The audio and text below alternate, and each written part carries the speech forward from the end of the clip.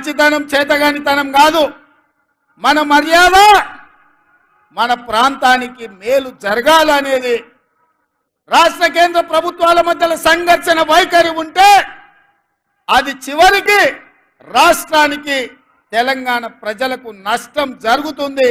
సంఘర్షణ వైఖరి ప్రభుత్వాల మధ్యలో ఉండొద్దు అన్న ఆలోచనతోని తెలంగాణ రాష్ట్ర ప్రభుత్వం తరఫున భారత ప్రభుత్వానికి వినతి పత్రాలు ఇచ్చినాం. మన రాష్ట్రానికి రావాల్సిన హక్కుల గురించి మాట్లాడినాం.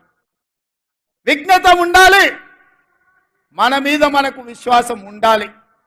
రాష్ట్రానికి ఏం దేవాలనో ఏం రావాలనో నాయకుడికి అవగాహన ఉండాలి.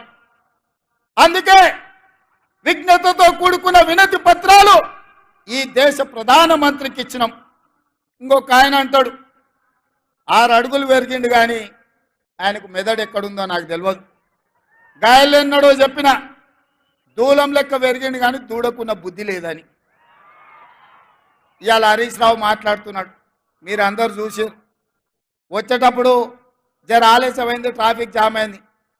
ఒక ఆయన సైకిల్ మోటార్ మీద వచ్చేట ఆయన తలుపు కొట్టి నీకో మాట చెప్పాలన్నాడు. ఏందయ్యా అన్న, బీఆర్ఎస్ అంటే నీకు తెలుసా సార్ అన్నాడు. ఏందోనే వాళ్ళు ఏదో భారత రాష్ట్ర సమితి అన్నారు కదా అంటే, అది కాదు సార్, అది బిల్లా రంగ సమితి. నువ్వు ఎప్పుడు బిల్లా రంగ అంటావు కదా, ఒకటి బిల్లా ఇంకోటి రంగా, 2 కలిపితే సమితి. బీఆర్ఎస్ అంటే బిల్లా రంగ సమితి అని చెప్పిండు.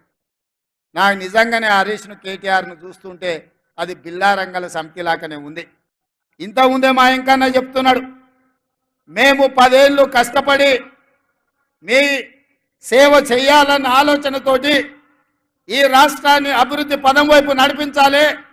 పనిమంతులుగా మేముంటే గాజ కింద పందికొక్కులాక 10 ఏళ్ళు ఈ రాష్ట్రాన్ని దోసుక తిన్నారు. ఇప్పుడు నీ స్పీచ్లో చెప్పు అని చెప్పి కోమటిరెడ్డి వెంకటరెడ్డి గారు నాకు చెప్పారు.